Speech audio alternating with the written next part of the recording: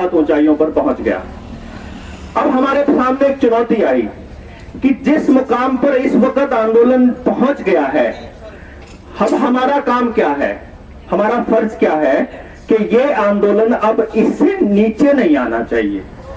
हमारा ये मानना है कि अगर आंदोलन इससे कमजोर होता है या सरकार को ये लगता है कि लोगों का उत्साह कम हो गया है, तो मुझे लगता है सरकार फिर आंदोलन को लाइटली लेना शुरू कर देगी।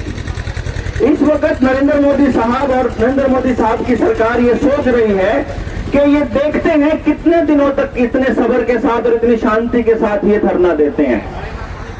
पूरी कड़ाके की ठंड हमारे किसानों ने सहन कर ली। 90-90 साल के बुजुर्ग जो वहां बैठे हुए हैं वो ठंड से बिल्कुल नहीं हिले। अब उनको ये लगता है कि जो इनके पॉलिथीन है, जो इनकी प्लास्टिक की पन्नियां हैं, अब जब ये गर्मी में सड़ने लगेंगी, जब इतनी गर्मी हो जाएगी तो ये कैसे बर्दाश्त करेंगे। तो ये उम्मीद है कि अब जो बीमारियां फैल सकती हैं आने वाले टाइम में, जो बारिश का मौसम आएगा और जो बीमारियों का मौसम आएगा, उसमें ये लोग कैसे मैनेज करते हैं, शायद ये देखना चाह रहे हो। या फिर ये देखना चाह रहे हो कि पूरे हरियाणा, पंजाब या किसी भी प्रदेश में जो किसान आंदोलन का प्रतिनिधित्व कर रहा है, उस किसी प्रदेश में और उस किसी एरिया में किसान आंदोलन के नाम पर हमारे ही बीच अपने आदमी भेज करके कोई ऐसा दंगा या ऐसा फसाद कोई करवाना चाहे और आंदोलन को बदनाम करना चाहे। ये भी हो सकता है कि वो ये देख रहे हो कि ये लोग कब तक आते रहेंगे और आकर के क्या करते हैं। क्योंकि मैं आपको एक चीज बताऊं, आंदोलनकारी सारे लोग यहाँ वो हैं जो कभी ना कभी किसी न किसी आंदोलन में पार्टिसिपेट करते रहे हैं। तो सरकारें हर जगह पर अपने सीआईडी के बंदे भेजती है, वो देखती है कि इस टोल प्लाजा पर क्या हो रहा है।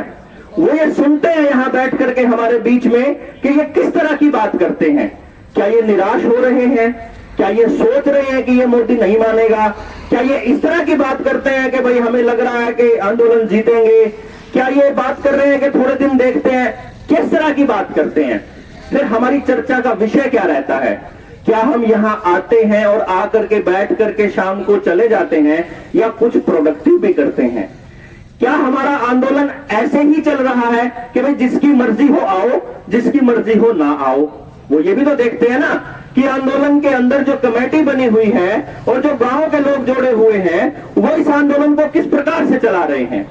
जैसे मैं आपको छोटा सा एग्जांपल देता हूं, मैयर टोल प्लाजा है नरवाना के पास, हम पिछले हफ्ते वहां थे। वहां 63 गांव हैं। उन लोगों ने आसपास के 63 गांव से 10-10 आदमी इकट्ठे किए, बैठ करके मीटिंग करी और उन्होंने इस बात का निर्णय लिया कि भाई हम 7 दिन होते हैं हफ्ते में, तो 9 गांव से 100 आदमी रोज आएंगे। तो 900 आदमी तो उस टोल प्लाजा पे 24 घंटे रहेंगे। तो उन लोगों ने इस चीज का प्रण लिया कि भाई आज इस गांव की ड्यूटी है तो उस गांव में से 100 आदमी आएगा ही आएगा।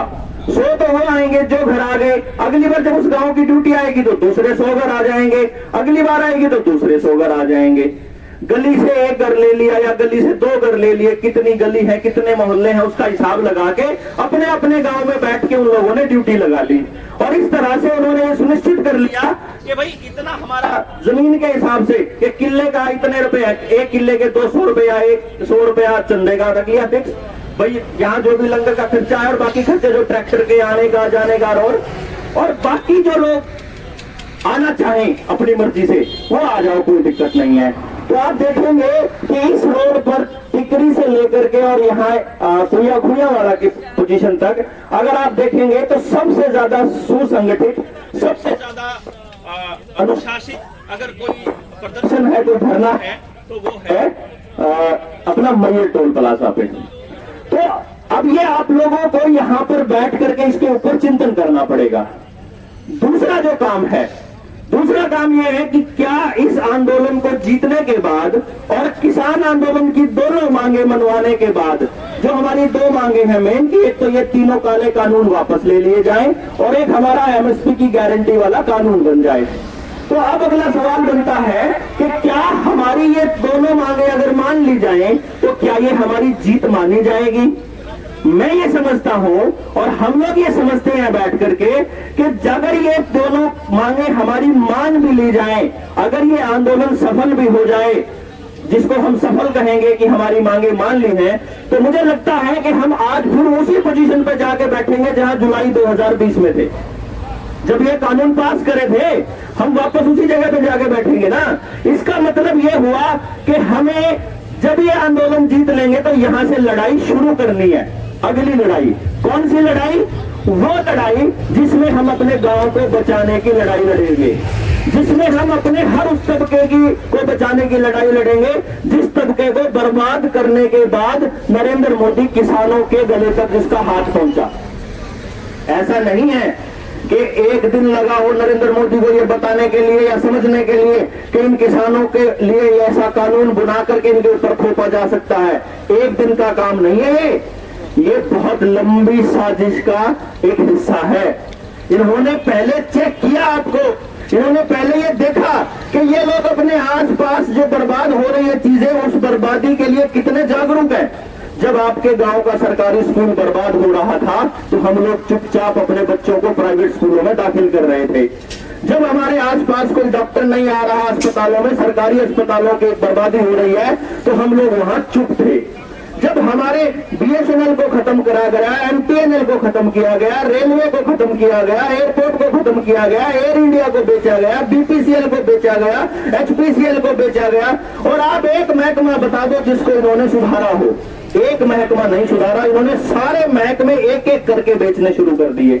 इधर से टीचर अपना आंदोलन कर रहे हैं, ड्राइंग टीचर अपना आंदोलन कर रहे हैं, क्रैच की यूनियन अपना आंदोलन कर रही है, 4th क्लास अपना आंदोलन कर रहे हैं, आंगनवाड़ी वर्कर अपना कर रहे हैं, क्लर्क अपना आंदोलन कर रहे हैं, जो कंप्यूटर टीचर हैं उनको हटा रहे हैं, कभी भी किसी को भी हटा रहे हैं, किसी को भी बर्बाद कर रहे हैं। और जब नरेंद्र मोदी ने ये देखा कि ये सारे लोग तो चुप है, ये तो अपने घरों से निकलते ही नहीं, पुलिस वाला सड़क पे उतर के कोरोना के नाम पे किसी को लट पेल रहा है तो हम उसकी वीडियो देख के राजी हो रहे हैं। जब नोटबंदी में किसी के घर में शादी नहीं हो रही है, कोई आदमी हार्ट अटैक से मर रहा है तो हम चुप है। जब पंजाब म्युनिसिपल का जो एक पीएमसी बैंक था, जो घोटाला था अपना, मुंबई का जो एक कॉर्पोरेट बैंक था उसका घोटाला था, आपने देखा होगा, उन्होंने बैंक के सारे खाता धारकों का पैसा सीज कर दिया कि किसी को कोई पैसा नहीं मिलेगा। रिटायरमेंट का पैसा लोगों का वहां पे था, वो बैठे बैंक के बाहर रो रहे हैं, और पूरे देश में कहीं भी उन लोगों के लिए कोई सिंपैथी नहीं थी।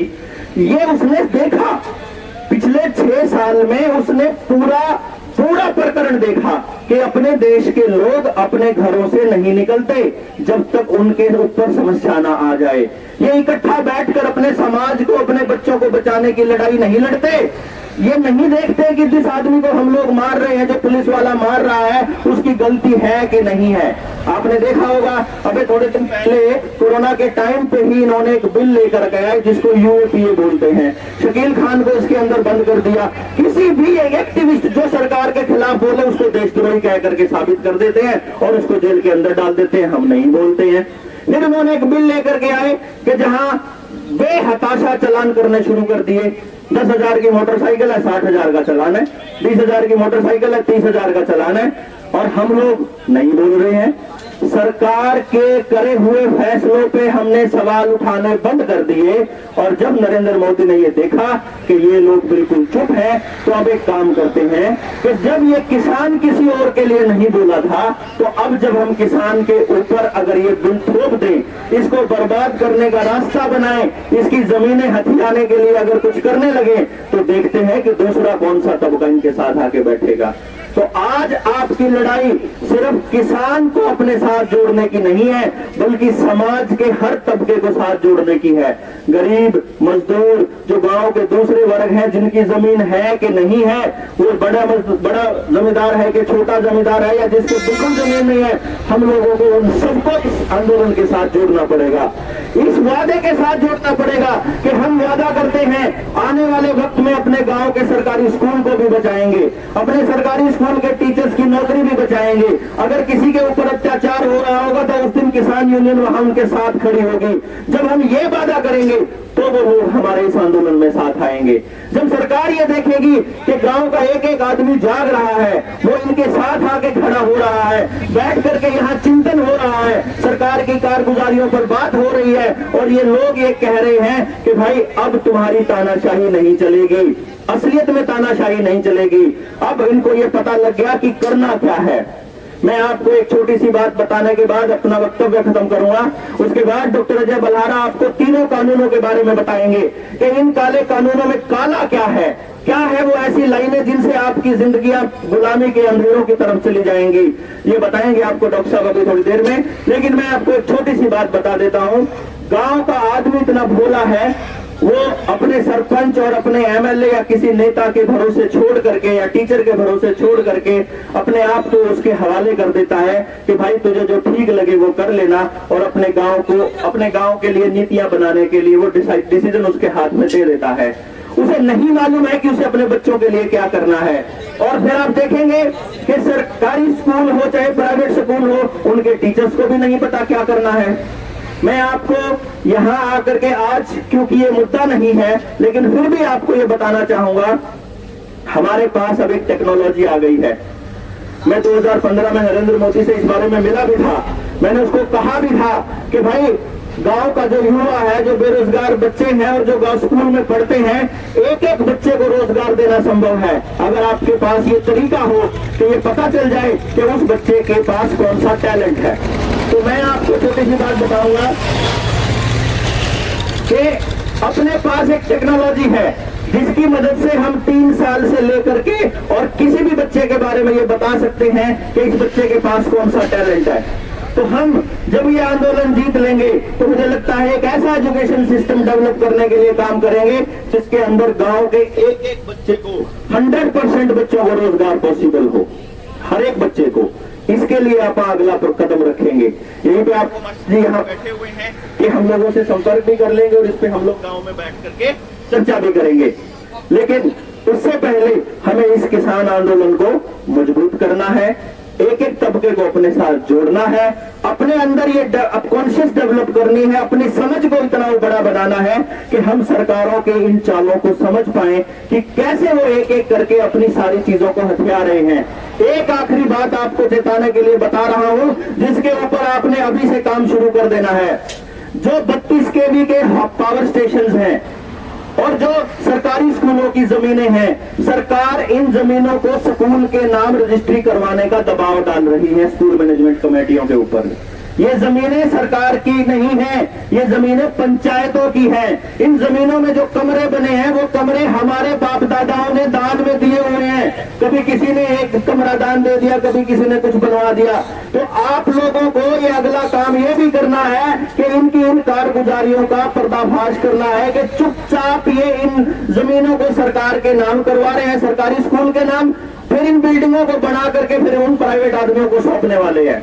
जिस प्रकार से बीएसएनएल की बिल्डिंगों को फिर बड़ी बड़ी कंपनियों को, रिलायंस को देने वाले हैं, ऐसे ही आपके आसपास की हर सरकारी जमीन को ये लोग प्राइवेट हाथों में दे देंगे अगर आप लोग उठ के नहीं खड़े हुए।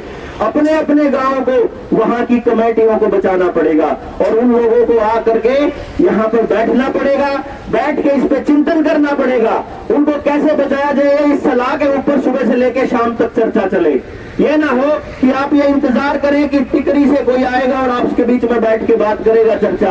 इसके लिए आप ये भी कर सकते हो कि जितना यूथ है, पढ़ा लिखा है, वही आप हमारे को फोन कर दो टिकरी बॉर्डर पे। आप हमको बोलो जी हमारे पास 20-50 बच्चे ऐसे हैं जो आपसे जानकारी लेना चाहते हैं, क्या क्या है स्टेप वाइज, जो एक एक करके हम उनको ट्रेनिंग दे देंगे। वो बैठ के आपके बीच एक एक करके सारी चीजों का जिक्र करेंगे और आपको एक एक लाइन बताएंगे कि कैसे सिलसिले वाइज तरीके से आपको बर्बाद किया जा रहा है। आपके